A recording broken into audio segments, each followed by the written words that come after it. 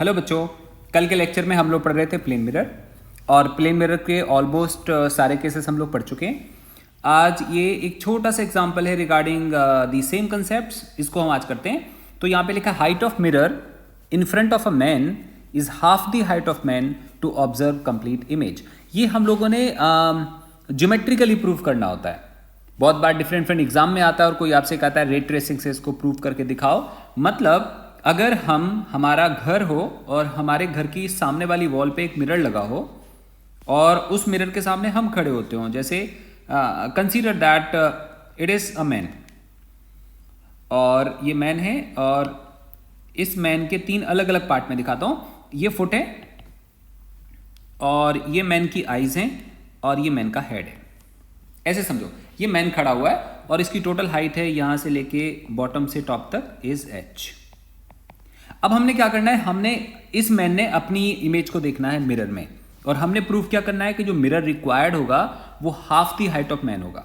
तो एक काम करते हैं, हम मान लेते हैं कि ये मिरर है, ऐसे मान लिया ये मिरर है, ठीक है। अब तुम ऐसे देखो, एक रे सी, हम पूरी बॉडी को कहां से देखते हैं, आंखों से। इसका मतलब सारी रेस कहां पे पहुंचनी चाहिए, हमारी आईज पे। अगर हमारे फुट की रे, फुट से चलने वाली रे आई तक पहुंच जाए तो हमें फुट दिख जाएगा। हेड से चलने वाली रे आई तक पहुंच जाए तो हमें हेड दिखाई दे जाएगा और ऐसे करके हमें अलग अलग पॉइंट ऑब्जर्व हो जाएंगे बड़े आराम से। तो मान लो एक रे फुट से जो सीधे चलती है ऐसे स्ट्रेट जाएगी, ऐसे वो मिरर पे नॉर्मली गिरेगी और नॉर्मली हिट करके वापस आएगी। ये रे हमारी आंखों तक नहीं पहुंच पाएगी। इसका मतलब इस वाले रे का कोई बेनिफिट नहीं है। हमें बेनिफिट किसका है, अगर हम इस वाली हाइट को हाफ कट करें यहां से और यहां से अगर फुट से एक रे निकले और वो रे कुछ ऐसे जाएगी, ऐसे यहां पे फॉल होगी और यहां से चल के वो आंख तक पहुंच जाएगी, ऐसे कुछ। इसका मतलब क्या हुआ, इसका मतलब हुआ कि फुट से चलने वाली रे आंख तक पहुंच गई तो हमारी आंख को फुट दिख जाएगा। किस में दिखेगा, मिरर में दिखेगा। अभी ऑब्वियस सी बात है कि यहां वाली रे अगर यहां पहुंच गई तो ऑब्वियस सी बात है यहां वाली रे कहीं यहां गिर के आंख पे पक्का पहुंचेगी, यहां वाली रे भी यहां गिर के कहीं आंख पे पक्का पहुंचेगी। इसका मतलब हुआ कि हमें मिरर इस वाले पॉइंट से नीचे वाला रिक्वायर्ड नहीं है, क्योंकि अगर हमारे बॉडी के लोएस्ट पॉइंट की रे, हमारे बॉडी के लोएस्ट पॉइंट की रे मिरर पे गिरे और आंख पे पहुंच जाए, इसका मतलब इससे नीचे वाले मिरर की जरूरत नहीं है, क्योंकि इससे नीचे अगर मिरर होता भी तो इस पे जो भी रे फॉल होती वो आंख तक नहीं पहुंचती, वो कहीं नीचे रह जाती। इसका मतलब ये हमें यहां तक समझ में आ गया। अच्छा, हेड से चलने वाली रे भी आंख तक पहुंचने की जरूरत है। हेड से चलने वाली रे जो बिल्कुल सीधे जाएगी, यहां पे हिट करेगी और ऐसे लौट आएगी और वो कहां पे पहुंचेगी, वो फाइनली हेड पे पहुंचेगी और हमें वो दिखाई नहीं देगा, क्योंकि हेड की रे कहां पहुंचना चाहिए, आंख पे पहुंचना चाहिए। तो हम क्या करेंगे, हम लोग इसको दो पार्ट में ऐसे डिवाइडेड मान लेते हैं और इस रे का कोई काम नहीं, इसको हम रब कर देते हैं, ऐसे ऐसे ऐसे रब कर देते हैं। अब हेड से चलने वाली रे ऐसे जाएगी, यहां पे गिरेगी और रिफ्लेक्ट होगी और हमारे आई तक पहुंच जाएगी, ऐसे। अब थोड़ा सा कॉमन सेंस लगाते हैं। इससे ऊपर वाले मिरर की जरूरत नहीं है, इससे नीचे वाले मिरर की भी जरूरत हमें नहीं है, तो मैं ये रब कर देता हूं। मतलब we do not need that mirror, हमें केवल ये वाला मिरर चाहिए। एक्चुअली ग्राउंड लेवल कौन सा है, actually ground level is this is ground level. तो जो हमने मिरर लगा रखा है वो मिरर बिल्कुल ग्राउंड लेवल से शुरू होगा कि थोड़ा सा ऊपर से स्टार्ट होगा, वो हमारे वॉल के ऊपर हल्का सा ऊपर से स्टार्ट होगा। अब हमने प्रूफ क्या करना है कि ये वाली जो हाइट है वो इस वाले हाइट की कैसी है, आधी है। एक काम करते हैं, इसको हम स्मॉल h बोल देते हैं। अभी हमने प्रूफ करना है चीजों को। एक चीज और समझ आती है, इसको मैं कुछ बोलता हूं a, ये b है और ये p और ये q। एक चीज सामने दिख रही है, ये रे हम लोगों ने सीधी निकाली है, ये मतलब सॉरी ये लाइन सीधी है। सीधा होने का मतलब हुआ ये लाइन भी स्ट्रेट है, इसका मतलब हुआ ये वाली हाइट और ये वाली हाइट सेम है। कहने का मीनिंग हुआ कि A B equal to P Q. A B और पी क्यू दोनों कैसे हैं, सेम है। ए बी और पी क्यू की वैल्यू, दोनों की वैल्यू इक्वल है, ये हमें समझ में आ रहा है। एक और चीज हमें दिख रही है, हमें क्या दिख रहा है कि ये वाला एंगल लेट्स से थीटा होगा तो ये वाला एंगल भी थीटा होगा। अगर ऐसा होगा तो हम कह सकते हैं कि similar triangle B Q H और ट्रायंगल बी क्यू ई। हम सिमिलर ट्रायंगल देखते हैं कौन से बी क्यू एच और बी क्यू ई। अगर हम इन दोनों ट्रायंगल को आपस में देखें तो हमें क्या दिखाई दे रहा है कि यहां पे थीटा की वैल्यू सेम है, उसके हिसाब से ये लेंथ और ये लेंथ सेम होगी। That means B H equal to B E. ये हमें क्लियर हो गया। चलो एक लाइन में एक बात हमें समझ में आ जाती है।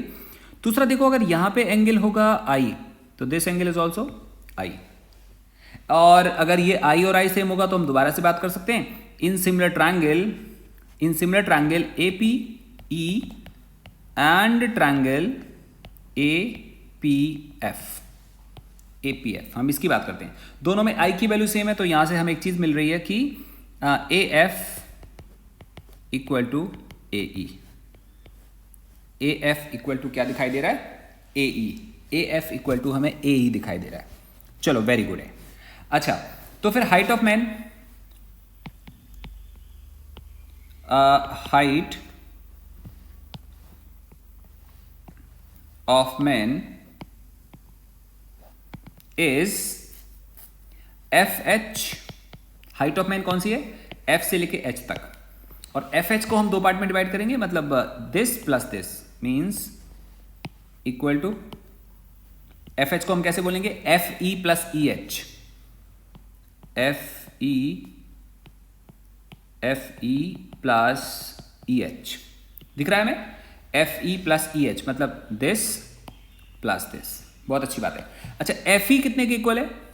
एफ ई देखो, हमें मालूम है ये और ये सेम है, इसका मतलब हम कह सकते हैं एफ ई होगा ई ए का twice, two times of E A, मतलब this is equal to 2 times of E A plus what is E H? E H, ये और ये सेम है ना, इसका मतलब ई बी का twice equal to E H, मतलब हम इसको क्या बोल सकते हैं? 2 टाइम्स ऑफ ई बी। अच्छा, कॉमन निकाल लेते हैं यहां से, 2 times E A plus E B equal to, दोबारा से देखते हैं, हमें साफ साफ दिख रहा है कि जो ई ए है, ई ए की वैल्यू अगर हम यहां से एक और लाइन प्लॉट करते हैं ज़्यादा अच्छा होगा, वो लाइन होगी ये वाली। इसको हम कुछ नाम दे देते हैं, लेट्स से आर। इसका मतलब जो ई ए होगा, what is E A? That is P R. E A और पी आर दोनों सेम होंगे, तो इसको हम क्या लिख सकते हैं? 2 times of P R plus E B. E B and Q R दोनों सेम होंगे, ई बी और क्यू आर दोनों सेम होंगे, तो हम लोग क्या बोल सकते हैं? हम लोग इसको बोल सकते हैं this is equal to what? Q R. Very good. Now this is equal to, इसको हम क्या कह सकते हैं? P R plus Q R. Check करते हैं हम, this P R plus Q R is what? Height of mirror. तो इसका मतलब जो ये ब्रैकेट में लिखा है ये क्या चीज है? ये हाइट ऑफ मिरर है, और ये क्या था? Height of man. इसका मतलब मिरर का हाइट इक्वल टू मैन का हाइट डिवाइडेड बाय 2, और कंडीशन क्या है कि ये पूरी अपनी इमेज को देख पा रहा है, ना मिरर छोटा है ना मिरर एक्स्ट्रा है। मैंने क्या बोला? ना मिरर छोटा है ना मिरर एक्स्ट्रा है, मिरर एग्जैक्टली उतना है जितने की जरूरत है। अगर कोई तुमसे बोले मिरर कहां से शुरू होता है? बॉटम से शुरू होता है? नहीं, कुछ ऊपर से स्टार्ट होता है। कितने ऊपर से स्टार्ट होता है? इतने ऊपर से स्टार्ट होता है। और ये कौन सी वाली हाइट है? कोई आपसे पूछे, प्रैक्टिकली पूछे कि मिरर को अगर हमने half of the height of man required है, तो मिरर की बिगनिंग कहां से होनी चाहिए, मतलब दीवार के ऊपर शुरुआत कहां से होनी चाहिए? तो आप बोलोगे सर आई और फुट के बीच का जितना डिस्टेंस होगा। मैंने क्या बोला?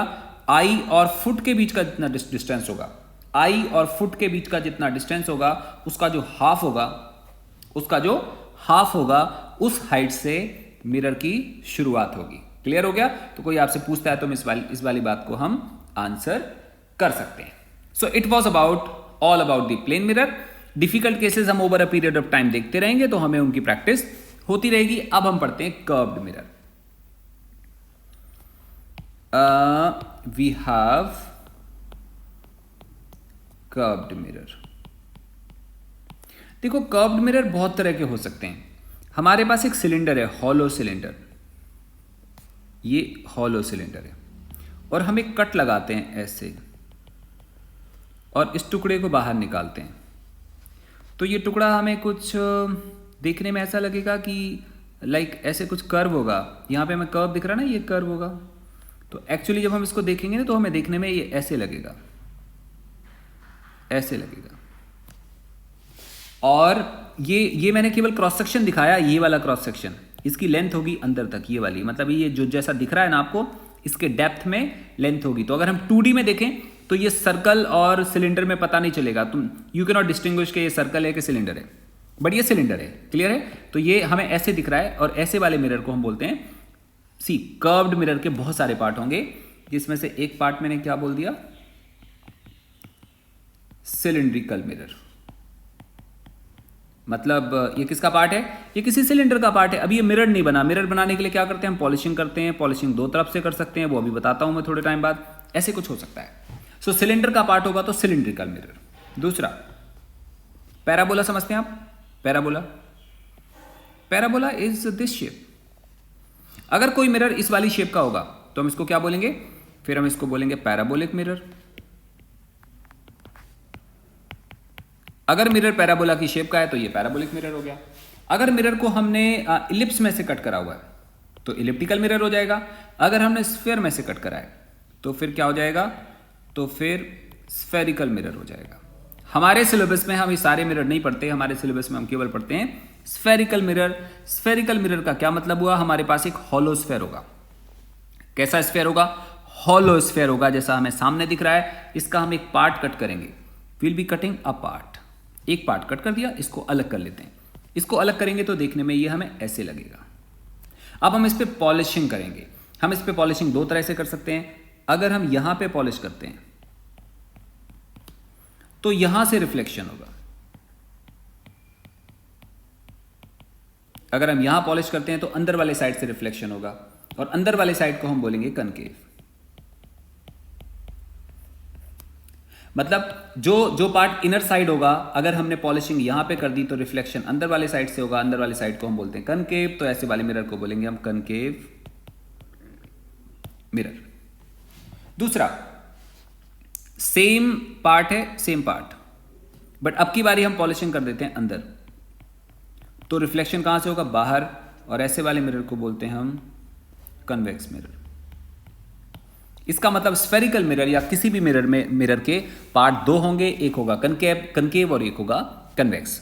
और ये डिपेंड करेगा पॉलिशिंग के ऊपर कि हमने पॉलिश कहां पे करा है। मतलब same piece of glass can be treated as convex mirror as well as concave mirror, depending upon कि हमने उस पर पॉलिशिंग कहां पे करी हुई है।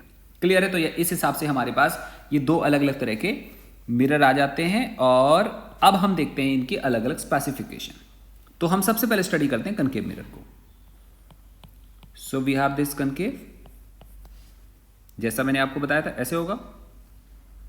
पॉलिशिंग यहां पे, तो रिफ्लेक्शन कहां से होगा, रिफ्लेक्शन होगा अंदर वाले पार्ट से, लाइक दिस। परफेक्ट। अच्छा, ये मिरर किसी ना किसी स्फीयर का पार्ट होगा। This mirror is part of any sphere, इस वाले स्फीयर का पार्ट होगा। और इस स्फीयर का अपना एक सेंटर होना चाहिए, अपना एक सेंटर होना चाहिए, और वो यहां पे होगा। तो सी को हम लोग बोलते हैं centre of curvature. Curvature word क्यों यूज करा, क्योंकि ये पूरा स्फीयर नहीं है। Mirror is not a sphere but part of a sphere, इसलिए हम इसको कर्व बोलेंगे। इसको कर्व बोलेंगे तो इसको हम सेंटर ऑफ कर्वेचर बोलेंगे। So first point, C is centre of curvature, curvature का सेंटर। बहुत अच्छी बात है। अच्छा, यहां से लेके यहां तक का डिस्टेंस r होगा। अच्छी बात यह है कि ये वाला डिस्टेंस भी r होगा। अच्छी बात यह है कि ये वाला डिस्टेंस भी r होगा। तो r को हम क्या बोलेंगे, r is radius of curvature. r को हम लोग क्या बोलेंगे, रेडियस ऑफ कर्वेचर। c को हमने क्या बोला, सेंटर ऑफ कर्वेचर। r को हम लोगों ने क्या बोला, रेडियस ऑफ कर्वेचर। बहुत अच्छी बात है। कुछ और पार्ट, जो ये मिरर हम लोग अभी देख रहे हैं ना, इसको बाइसेक्ट करते हुए, बाइसेक्ट मतलब आधा आधा, आधा ऊपर आधा नीचे करते हुए एक लाइन जाएगी जो मिरर पे नॉर्मली फॉल होगी। और ऐसी वाली लाइन को हम क्या नाम देंगे, ऐसी वाली लाइन को देंगे हम नाम प्रिंसिपल एक्सिस। मेन एक्सिस को हम नाम देंगे प्रिंसिपल एक्सिस। और ये जहां से कट करेगी, जहां से कट करेगी उसको हम क्या बोलेंगे, पोल ऑफ मिरर, इसको पोल ऑफ मिरर बोलेंगे। अच्छा, ये चीज और ये चीज को ज्वाइन करते हुए अगर हम एक लाइन खींचते हैं ऐसे, इसको हम एपर्चर बोलते हैं। एपर्चर मतलब हम इसको एम और एन बोल सकते हैं, तो हम कह सकते हैं M N is aperture of mirror. M N is aperture of mirror. Perfect हो गया। ये प्रिंसिपल एक्सिस हो गई, पोल हो गया, हमें सेंटर ऑफ कर्वेचर पता चल गया, हमें रेडियस ऑफ कर्वेचर मालूम चल गया, ये सारा पता चल गया। कुछ और बातें, ये जो मिरर होता है ना, ये मिरर और ये मिरर में थोड़ा फर्क है।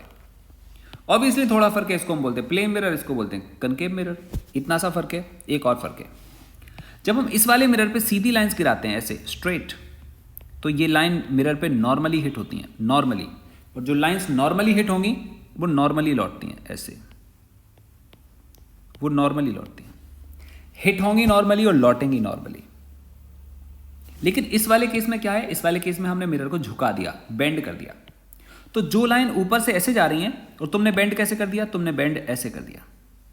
अगर तुम बेंड ऐसे करोगे, कॉमन सेंस लगाओ कि अगर हमारे पास बहुत सारी बॉल्स हो, we have so many balls, अगर हम बॉल को सीधा हिट कर रहे हो, सीधा हिट, यहां पे सीधा हिट कर रहे हैं, अगर ये सरफेस नॉर्मल होगा, सीधा होगा, तो सीधी बॉल जाएंगी, सीधी लौटेंगी।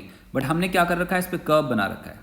कर्व बनाने की वजह से जो बॉल यहां पे सीधी हिट करेगी वो सीधी लौटाएगी, बट जो बॉल यहां पे सीधी हिट करेगी इस वाले पॉइंट पे, ये नॉर्मल होगा। Yes no? अगर नॉर्मल होगा तो ये एंगल ऑफ इंसिडेंस होगा, तो एंगल ऑफ रिफ्लेक्शन ये आएगा, बॉल यहां पे टकराएगी। अगर हम एक बॉल को सीधा हिट यहां पे करेंगे, ये नॉर्मल होगा और ये बॉल यहां से यहां टकराएगी। इसका क्या मतलब समझ आता है? ऐसे वाले मिरर के केस में हम जितनी भी रेज को गिराएंगे वो रेज अंदर की तरफ कन्वर्ज होंगी,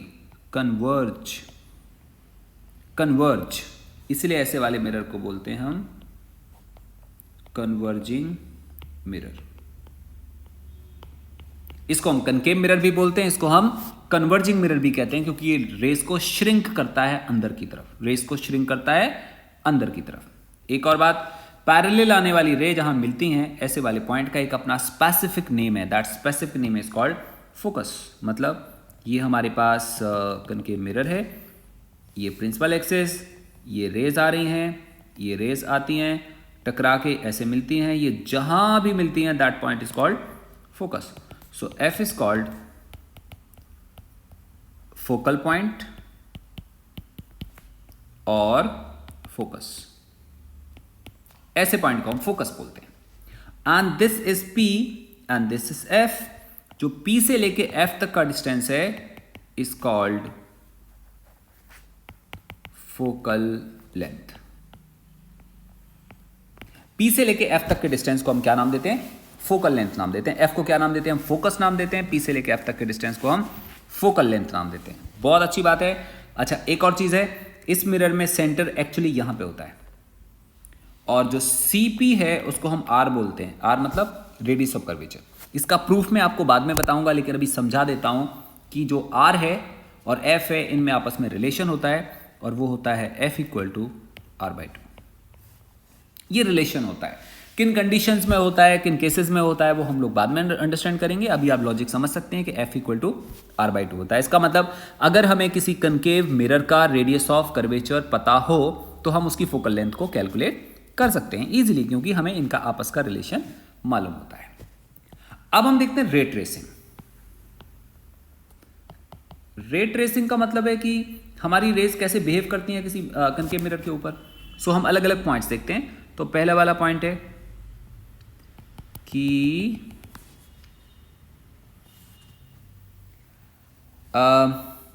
पैरेलल रेज आ रही हैं। पैरेलल का क्या मतलब होता है? रे कहां से आ रही है? बहुत दूर से आ रही हैं। बहुत दूर का मतलब होता है इनफाइनाइट। और ऐसे वाले केस में मैंने अभी अभी आपको समझा दिया, इमेज कहां पे बनेगी? इमेज बनेगी फोकस पे। सो पहला पॉइंट है ऑब्जेक्ट एट इनफाइनाइट डिस्टेंस। तो इमेज बनती है एट फोकस। ऑब्जेक्ट होता है इनफाइनाइट डिस्टेंस पे, इमेज बनती है फोकस के ऊपर। परफेक्ट हो गया। हम इसका उल्टा कर सकते हैं। उल्टा कैसे करेंगे? अगर यहां से, ध्यान से समझना, यहां से आने वाली रे टकराने के बाद यहां जाती है तो उल्टा भी तो हो सकता है, यहां से चलने वाली रे पैरेलल हो जाती है। इसका मतलब हम सेकेंड पॉइंट की बात कर सकते हैं। Second point is object at focus, image at infinity. मतलब अगर ऑब्जेक्ट इंफिनिटी पे होगा तो इमेज फोकस पे बनेगी, और उल्टा ऑब्जेक्ट फोकस पे होगा तो इमेज कहां पे बनेगी, इमेज इंफिनिटी पे बनेगी। परफेक्ट हो गया, दोनों बातें हमें समझ में आ जाती हैं। ऑब्जेक्ट एट इंफिनिटी और infinite distance, image at focus, object at focus, image at infinite distance. Third point, हमारा ये मिरर है और इसका अपना एक सेंटर होता है। सेंटर से कोई भी रे जाएगी वो मिरर पे नॉर्मली फॉल होगी और नॉर्मली लौटेगी, नॉर्मली फॉल होगी और नॉर्मली लौटेगी। इमेज कहां बनेगी, इमेज वहीं बनेगी। इसका मतलब object at C, image at C. मतलब अगर हमारा ऑब्जेक्ट सी पे होगा तो हमारी इमेज भी कहां पे बनेगी, सी के ऊपर बनेगी, सेम पॉइंट पे बनेगी, मतलब यहीं पे बनेगी, इसी वाले पॉइंट पे।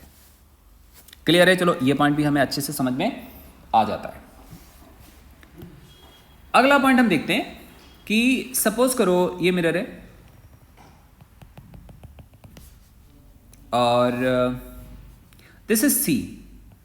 जहां पे सी होता है वहां से लाइन डालेंगे तो नॉर्मल होता है। सपोज करो कि ऑब्जेक्ट यहां पे ऑब्जेक्ट है, यहां पे ऑब्जेक्ट होने का मतलब हुआ रे ऐसे जाएगी और यहां पे फॉल होगी और इस एंगल को बोलेंगे हम आई। यहां से रे रिफ्लेक्ट होगी और ये रे यहां मिलेगी, इसको हम बोलेंगे इमेज। इसका मतलब ये ऑब्जेक्ट है और ये इमेज है और ये पोल है पी। तो अब हमें क्या क्लियर हो रहा है, एक बात अंडरस्टैंड करना आप। अगर हमारा ऑब्जेक्ट, बहुत ध्यान से समझना, अगर हमारा ऑब्जेक्ट इनफाइनाइट पे होता तो रे आ रही होती पैरेलल, ऐसे आती। जब पैरेलल आती तो इस नॉर्मल के साथ एंगल बड़ा बनता, मतलब इसके साथ बनता थीटा, और थीटा हमें दिख रहा है आई से बड़ा है। तो अगर थीटा आई से बड़ा होगा तो रिफ्लेक्टेड रे, सी ये अगर इनफाइनाइट से आती रे तो ऐसे आती और फिर रिफ्लेक्ट होती और फिर कहां मिलती, हमें मालूम है ये यहां मिलती फोकस पे। अच्छे से क्लियर है? और इधर क्यों मिलती फोकस पे, क्योंकि ये नॉर्मल है, ये एंगल थीटा है तो ये वाला एंगल भी थीटा होगा, और अगर ये वाला एंगल भी थीटा होगा मतलब ये भी थीटा है तो फिर ये भी थीटा होगा, और थीटा आई से बड़ा है तो रे यहां मीट करेगी। इसका मतलब इमेज, इसका मतलब अगर ऑब्जेक्ट इनफाइनाइट पे होगा तो इमेज फोकस पे बनेगी, लेकिन ऑब्जेक्ट तो यहां पे है। ये कौन सी वाली पोजीशन है, इस वाली पोजीशन को हम बोलेंगे object is between C and infinite. मतलब ऑब्जेक्ट कहां पे है, सी के बियॉन्ड है। Object is beyond C, beyond C है और किसके किसके बीच में है, सी और इनफाइनाइट के बीच में है। ऑब्जेक्ट अभी सी और इनफाइनाइट के बीच में है तो इमेज कहां बनेगी, इमेज बनेगी सी और एफ के बीच में। तो हम लोग क्या बोल सकते हैं, हम बोल सकते हैं image is between C and F. Image कहां पे, सी और एफ के बीच में है। परफेक्ट हो गया, इमेज है सी और एफ के बीच में। डन। उल्टा भी बोल सकते हैं अब हम, अगर ऑब्जेक्ट यहां था तो इमेज यहां बन रही थी, अगर ऑब्जेक्ट यहां होगा तो इमेज यहां बनेगी। रे का तो सिंपल सा फंडामेंटल है कि रे यहां से जाएगी तो यहां मिलेगी, और अगर यहां से जाएगी तो यहां मिलेगी। So we can have it was for fourth point. ये फोर्थ पॉइंट था, तो हम अगला पॉइंट देख सकते हैं, fifth one. Object is between C and F. Image कहां बनेगी, image is beyond C, C के बियॉन्ड होगी या सी और इनफाइनाइट के बीच में लाई करेगी। क्लियर? हमें सारे पॉसिबल केसेस समझ में इजीली आ जा रहे हैं कि ऑब्जेक्ट कहां पे है, इमेज कहां पे बनेगी, एंड वाइस वर्सा। परफेक्ट हो गया। Now we consider one more case. हम लोग क्या क्या समझ चुके हैं, हमें मालूम चल गया यहां पे ऑब्जेक्ट होगा तो इमेज कहां बनेगी, पता है। इस जगह पे ऑब्जेक्ट होगा, इमेज कहां पे बनेगी, मालूम है। यहां पे ऑब्जेक्ट होगा, इमेज कहां पे बनेगी, मालूम है। इसके और इसके बीच में ऑब्जेक्ट होगा, इमेज कहां बनेगी, मालूम है। क्या नहीं मालूम हमें, ये नहीं मालूम। तो ऐसा करते हैं हम, लास्ट केस करते हैं। और वो लास्ट केस क्या है कि ये मिरर है, ये मिरर है और ये फोकस है, ये सी है, ये नॉर्मल है, फोकस से रे जा रही है, कैसे हो जाती है, पैरेलल हो जाती है। अगर रे यहां से जाए, यहां से, तो रे ऐसे गिरेगी। अगर हम इसको और इस रे को कंपेयर करें तो ये वाली फर्स्ट वाली रे एंगल छोटा बना रही है, तो ये एंगल छोटा होगा, बट ये सेकेंड वाली रे एंगल बड़ा बनाएगी, तो रिफ्लेक्टेड रे भी बड़ा एंगल बनाएगी। तो रिफ्लेक्टेड रे कैसे होगी, फिर वो कुछ ऐसे होगी, जस्ट अ मिनट, वो कुछ ऐसे होगी। इसका मतलब अगर ऑब्जेक्ट यहां पे होगा तो रे थोड़ी सी डाइवर्ज हो जाएगी, डाइवर्ज होगी तो आगे बढ़ाने पे नहीं मिलेगी। जो आगे बढ़ाने पे नहीं मिलता उसको हम बैक ट्रेस करके देखते हैं, तो हमें पता चलता है कि वो यहां से आती फील होगी। अंडरस्टैंड करो दो बातें, अगर रे रिफ्लेक्ट होने के बाद सच में मिल जाती है तो हमें दिखती है कहां मिल रही है, बट अगर सच में नहीं मिलती तो यहां से जाने के बाद वो डाइवर्ज होती है। अगर हम यहां से अपनी आई से देखने की ट्राई करें तो वो हमें यहां से आती हुई फील होती है। मैंने क्या बोला, यहां से आती हुई फील होती है। और यहां का मतलब क्या हुआ, पीछे जाएंगे तो ये, and this is called image. और ऐसे वाले केस में इमेज बनती है वर्चुअल। अब ये वर्चुअल और रियल का क्या मतलब है ये मैं आपको अभी थोड़े टाइम बाद समझाता हूं। So we have this case, object this is P is between pole and focus, image is behind mirror। मतलब कहां बन रही है इमेज, मिरर के पीछे बन रही है। Image is behind the mirror, clear है। और ऐसी वाली इमेज को हम बोलते हैं virtual image. This is called the virtual image. Perfect, clear हो गया। तो इट इज कॉल्ड, लिख सकते हैं हम, it is called, it is called virtual image. Okay, हमें इतना समझ में आ गया। अभी हम बात करते हैं कन्वेक्स मिरर की। कन्वेक्स,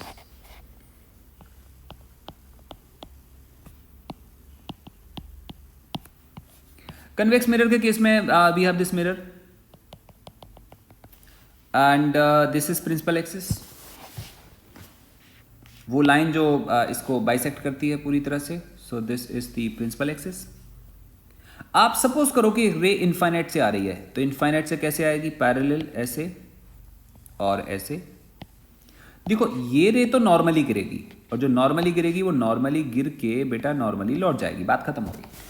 हम जब बात करेंगे इस वाले रे की, जो ऊपर वाली रे है, तो उस वाली रे पे ये आएगा नॉर्मल, आई थिंक, ठीक है।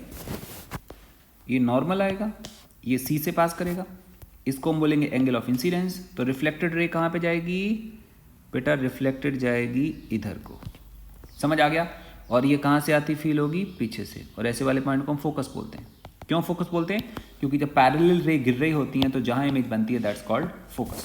परफेक्ट हो गया। सिमिलरली ये इस वाले पॉइंट की बात, नीचे वाले पॉइंट की बात करें तो ये दोबारा से नॉर्मल होगा, दिस इज नॉर्मल, और रे रिफ्लेक्ट होगी लाइक दिस, ऐसे होगी। और अगर हम बैक ट्रेस करेंगे तो ये फोकस होगा। चलो जी, परफेक्ट हो गया। सो इस वाले केस में हमने दोबारा क्या देखा, हमने दोबारा देखा कि object at infinity, image at focus, image at focus. Focus पे बनती है और कहां बनती है, मिरर के आगे के पीछे। अब मिरर के पीछे बनती है, क्लियर हो गया। हम एक और केस करते हैं। सोचो कि हमारे पास ये कन्वेक्स मिरर है and this is principal axis, और अभी ऑब्जेक्ट यहां पे लाई करता है, यहां पे। अगर यहां पे लाई करेगा तो ऑब्जेक्ट से रे ऐसे जाएगी और ये नॉर्मल होगा, ये नॉर्मल होगा, समझना। अगर ऑब्जेक्ट इनफाइनाइट पे होता तो रे ऐसे जा रही होती, ऐसे जा रही होती। और ऐसे जाती तो रिफ्लेक्ट होती ऊपर को,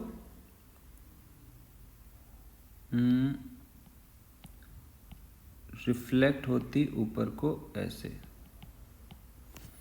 तो पैरेलल आने वाली रे जब रिफ्लेक्ट होती है तो कहां से आती फील होती है? फोकस से।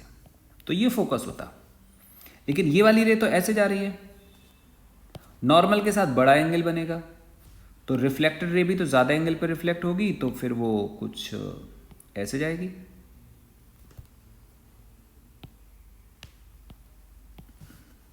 वो कुछ ऐसे जाएगी और ऐसे जाएगी, तो बैक ट्रेसिंग करेंगे तो इमेज कहाँ बनेगी? इमेज यहां बनेगी। इससे क्या समझ में आया? दोबारा से समझाता हूं। ये कन्वेक्स मिरर है, अगर पैरेलल रे जाती तो ऐसे आती, और वो कहां से आ रही होती? फोकस से। लेकिन अगर ऑब्जेक्ट यहां पे होगा तो नॉर्मल के साथ बड़ा एंगल बनेगा, बड़ा एंगल बनेगा तो बड़े एंगल पे रिफ्लेक्ट होगी, तो बैक करेंगे तो इमेज कहां पे बनेगी? यहां पे बनेगी। इसका मतलब क्या समझ में आता है? इसका मीनिंग हमें समझ में आता है कि इस पर्टिकुलर केस में अगर object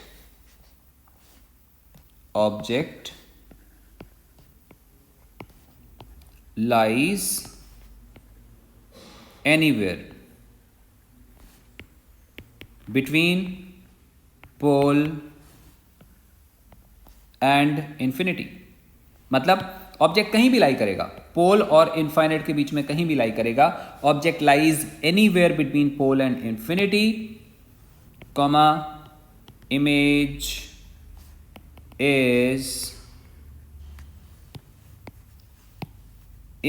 is behind the mirror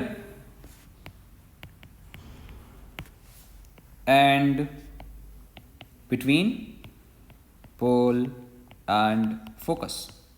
हमें साफ दिख रहा है इमेज कहां पे बनेगी? पोल और फोकस के बीच में बनेगी, मिरर के पीछे बनेगी। राइट है। ये हमारे पास अलग अलग तरह की रे ट्रेसिंग आती हैं for the convex and concave mirror. इससे हमें पता चल जाता है कि कहां पे ऑब्जेक्ट है और कहां पे इमेज का फॉर्मेशन हो रहा होगा। तो ये बहुत सही था। अब हम ऐसे करते हैं, now we have the real and virtual. Real and virtual. Real का मतलब होता है सच में होना। फॉर एग्जाम्पल हमारे पास ये प्लेन मिरर है, यहां पे एक ऑब्जेक्ट रखा हुआ है, यहां से रे ऐसे जाती हैं इधर भी और इधर भी। क्या ऑब्जेक्ट सच में है? यस, वो सच में है। उसको टच करके देखो, फील होगा, इसका मतलब ऑब्जेक्ट कैसा है? रियल है। उसके बाद क्या होता है? इमेज रेज रिफ्लेक्ट होती हैं, बाहर को जाती हैं, और अगर तुम यहां पे खड़े हो यहां पे और यहां से देखने की ट्राई करो तो तुम्हें कैसा लगेगा? रे कहां से आ रही हैं? तो पता चलेगा यहां से आ रही है। क्या सच में वहां से आ रही है? ना, वहां से आती हुई फील हो रही है आपको कि शायद वहां से आ रही हैं। जहां से आती हुई फील होती हैं, सच में वहां से नहीं आ रही होती हैं। उसको हमने पहली बात तो इमेज बोला, दूसरी बार कौन सा इमेज बोला? Virtual image. This is not the real image, this is the virtual image. Understand? So in this particular diagram, object is real, image is virtual. Now we have another case. Again हमारे पास plane mirror है और हम क्या कर रहे हैं? Plane mirror पे to raise गिरा रहे हैं हम लोग, ऐसे दो रेज को फॉल करा रहे हैं, लाइक दिस, ऐसे फॉल करा रहे हैं। ये रेज कहां पे? अगर ये मिरर ना होता तो रेज कहां पे मिल रही होती? रेज यहां पे मिल रही होती। इसका मतलब यहां से रेज में से जितनी भी लाइट आ रही है वो सारी की सारी लाइट यहां पे मोमेंटरली मर्ज हो रही होती। ऐसे वाले पॉइंट को हम बोलते हैं ऑब्जेक्ट। ऑब्जेक्ट क्यों बोला? क्योंकि रिफ्लेक्शन के बाद जो होता है उसको हम इमेज बोलते हैं। ये वाला पॉइंट क्या शो कर रहा है कि अगर मिरर ना होता, अंडरस्टैंड करना, अगर मिरर ना होता तो ये रेज यहां पे मीट करती, और यहां पे मीट करने का मतलब हुआ मोमेंटरली मीट करती। ऐसे वाले पॉइंट को हम बोलते ऑब्जेक्ट। और कैसा ऑब्जेक्ट बोलते? इसको हम बोलते वर्चुअल ऑब्जेक्ट। वर्चुअल क्यों बोल रहे हैं? क्योंकि सच में यहां पे कोई ऑब्जेक्ट एग्जिस्ट नहीं कर रहा है। यहां पे हाथ रख के देखोगे कुछ भी नहीं है, क्योंकि सच में बीच में मिरर आ गया। अब ये मिरर रेज को रिफ्लेक्ट कराएगा, रेज रिफ्लेक्ट होके यहां पे मीट करेंगी, ये यहां पे मीट करेंगी, और इसको हम क्या बोलेंगे? इसको हम लोग इमेज बोलेंगे। अंडरस्टैंड करो यार, ये ऑब्जेक्ट है और ये इमेज है। इमेज सच में होगी। सच में क्यों होगी? क्योंकि यहां से रेज सच में रिफ्लेक्ट होकर यहां पे आएंगी। अगर ये सन रेज होंगी, यहां पे हाथ रखोगे तो तुम्हें हल्का सा गर्म फील होगा, क्योंकि सच में एनर्जी आ रही है। इसका मतलब ऐसे वाले केस में इमेज कैसी होगी? इमेज रियल है और ऑब्जेक्ट कैसा है, वर्चुअल है। आई थिंक आपको समझ में आ गया होगा रियल एंड वर्चुअल। बाकी के केसेस में अभी हम और देखते हैं, उससे हमें क्लियर हो जाएगा कि रियल और वर्चुअल क्या क्या होते हैं। तो अब हम लोग देखते हैं रिलेशन। एक और हेडिंग लिखते हैं, paraxial and marginal rays. Paraxial and marginal rays, ये हमारे पास मिरर है और ये प्रिंसिपल एक्सिस है। डेफिनेशन में लिखवा नहीं रहा, आप खुद से लिख लो। जो रेज प्रिंसिपल एक्सिस के बहुत क्लोज होती है, बहुत क्लोज, ये सारी, इनको हम पैराक्सियल बोलते हैं, पैराक्सियल। और जो रेज प्रिंसिपल एक्सिस से काफी दूर होती हैं, लाइक दिस, इनको हम मार्जिनल बोलते हैं, मार्जिनल। तो ये हो गई पैराक्सियल और ये हो गई कौन सी, मार्जिनल। तो तुम अपनी कॉपी पे डेफिनेशन लिख सकते हो। All the light rays near principal axis, all the light rays near principal axis are the paraxial rays and all the rays away from principal axis are the marginal rays, marginal rays। एक note लिखते हैं हम लोग, note, अपनी copy पे आप note लिखो और उसमें लिखो जितने भी रे ऑप्टिक्स के फॉर्मूले होते हैं ना, अगर आपने कभी 10th लेवल पे पढ़ा हो 1/v + 1/u = 1/f और किसी भी तरह के फॉर्मूले पढ़े हो, वो सारे के सारे फॉर्मूले एप्लीकेबल होते हैं फॉर दी पैराक्सियल रेज। उनमें से कोई भी फॉर्मूला मार्जिनल रेज के लिए एप्लीकेबल नहीं होता, मार्जिनल रेज के लिए एप्लीकेबल नहीं होता। क्लियर? सो नोट में लिखो, all formula of ray optics are applicable for paraxial rays only, paraxial rays only. अगर आप ऐसा लिखोगे, आपको याद रहेगा कि हम इन रेज के बारे में डिस्कशन करने वाले हैं, इनके बारे में डिस्कशन नहीं करने वाले हैं। सो आज के टॉपिक में हम लोग केवल इंट्रोडक्शन देख रहे थे, बहुत बेसिक इंट्रोडक्शन, फॉर्मूले, उनका डेरिवेशन, वो सारा कुछ हम लोग नेक्स्ट क्लास से करेंगे। तो आई थिंक कि आपको इजी लगा होगा, समझ में आ गया होगा। बाकी का पार्ट अभी और ज़्यादा इंटरेस्टिंग है, सो हम आगे देखेंगे। थैंक यू बच्चों, बाय बाय।